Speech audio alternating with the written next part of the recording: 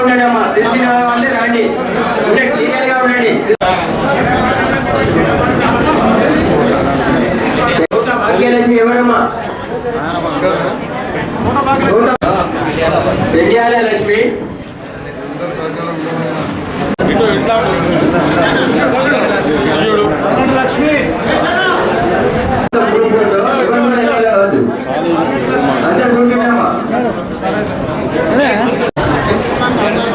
పద్మ ఏడునమ్మ.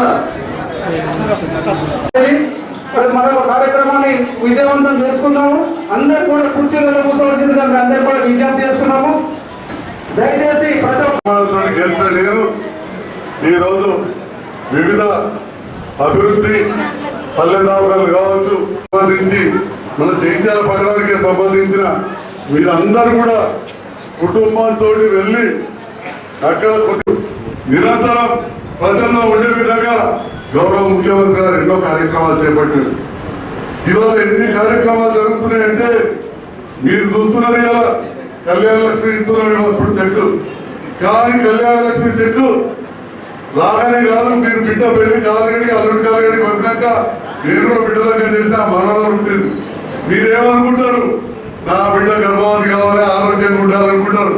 మరి అదే విధంగా కేసీఆర్ గారు 4 కోట్ల మంది కూడా అట్లనే ఉండాలని ఆలోచన చేసి 13 లక్షల పెళ్లిళ్ళు చేసి అలా 2,85,000 మా ముస్లిం సోదరులకు షాదీ ముబారక్ ఇచ్చి మిగతా దాదాపు 13,10,15,000 మంది హిందువులకు కళ్యాణ లక్ష్మి ఇచ్చి వారందరూ కూడా గర్భవతి అయిన తర్వాత మంచి ఆరోగ్య లక్ష్మి పథకం పెట్టి ప్రతి రోజు కోడిగుడ్డు బలమైన ఆహారం ఇస్తున్న ప్రభుత్వం కేసీఆర్ గారి ప్రభుత్వం అని చెప్పి ఈ సందర్భంగా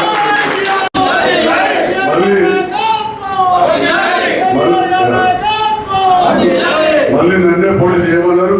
ఖచ్చితంగా అభివృద్ధి చూస్తే మీరు మార్కెట్లు చూసినా, రోడ్లు చూసినా, లైట్లు చూసినా, సర్కార్ పనులు చూసినా, సర్కార్ దవాఖానాలు చూసినా మాకే ఇస్తారు. ఇక ఏం తయారు చేసినా కులాల పెరిగినా మతాల పెరిగిన తయారు చేస్తాం. ఇక ఒక్కడి हमारे बहनों को गुजारिश करता हूँ, मिम्मल्ని కూడా కోరుతున్నా, ధర్మం పేరు మీద ఎవరు మతం అని చెప్పి మతం పేరు మీద మాట్లాడతారు.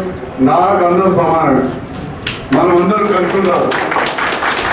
నేను అన్ని గుళ్ళకు పైసలు ఇచ్చిన, నేను ఈ గుడికి ఎదురు లేదు. అన్ని మసీదులకు పైసలు ఇచ్చిన ఎమ్మెల్యే సంజయ్ కుమార్ అకేలా. మరి ఈ రకంగా అన్ని వర్గాలను మనం చూసుకుంటున్నాం. మరి సందర్భంలో కులం మతం అనేది ఒకటి తీయకపోతే అభివృద్ధిలో ఎవరు మనకు పోటీ లేరు. కొత్త బస్ స్టాండ్ మీరు చూడండి, అప్పుడెప్పుడు తెలుగుదేశం హయాంలో పెడితే మళ్ళా దాంట్లో మంచి ఫ్లోరింగ్ చేసామంటే మనమే. ఒక విధం కాదు, మీరు న్యాయ దిక్కు చూసినా ఇవాళ మీకు చెప్తా ఉన్నా, జగిత్యాల జిల్లా అయిన తర్వాత కేసీఆర్ గారి నేతృత్వంలో ఇవాళ జిల్లా కోరుతాయి న్యాయం కూడా ఇవాళ జగిత్యాల జరుగుతుంది. ఏ రకమైన విద్య, వైద్యం, విద్యుత్తు, న్యాయశాఖ, వ్యవసాయం, మంచినీళ్లు, రోడ్లు, మార్కెట్లు అంతా ఒకటే మార్కెట్ కదా జగిత్యాల మొత్తం. అక్కడ నడరాకపో సైకిల్ రాకపో ఇలా చూడు. ఒకటి రైతు బజారు, 3వది అంగళ్ళు, 4వది బీటి బజార్లో బ్రహ్మాండమైన మార్కెట్. బీటి బజార్ మార్కెటింగ్ మీకు కనబడలేదు. ఒక్కసారి లోపల అడుగుపెట్టి చూడు దయచేసి. ఆ తులసినగర్, ఇస్లాంపురం వాళ్ళు ఉంటారు కదా, పోయి చూడు లోపలికి ఎంత బ్రహ్మాండంగా కడుతున్నాం. 5,500 కోట్లతో కడుతున్నాం ఆ మార్కెట్. 5,500 కోట్లతో. చలిగల్ మార్కెట్ ఇప్పుడే నేను చెప్పిన దాదాపు 10 కోట్లు ఖర్చు పెట్టిన ప్రభుత్వం వచ్చినట్టు. అంటే మౌలిక వసతులు. చింతకుంట శ్మశాన వాడిగా బ్రహ్మాండంగా చేసాం, కబ్రస్థానాలు చేసాం.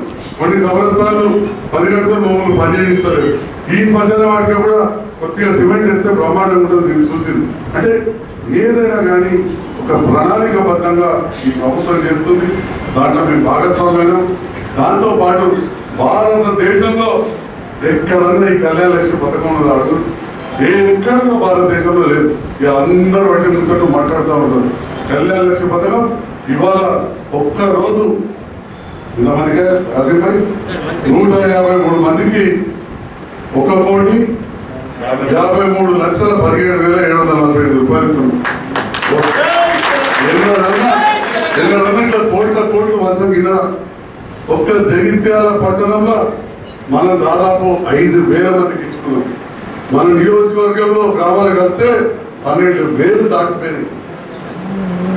షాదీ ముబారక్ ఇచ్చిన 1,500 మంది. మరి ఈ రకంగా ఈ కార్యక్రమాలు చేసుకుంటున్నాం. బీడీ కార్మికులకు ఏనాడు రూపాయి ఇలా మనం ఇచ్చుకుంటున్నాం. భారతదేశంలోనే లేదు, భారతదేశంలో ఎక్కడ ఏమి ఇప్పుడు ఎంతో ఓట్లేందుకు చేస్తారట. ఇక మీరు నమ్ముతారా? మమ్మల్ని నమ్ముతారా? మీ దయా మా ప్రాప్తం అందరికీ.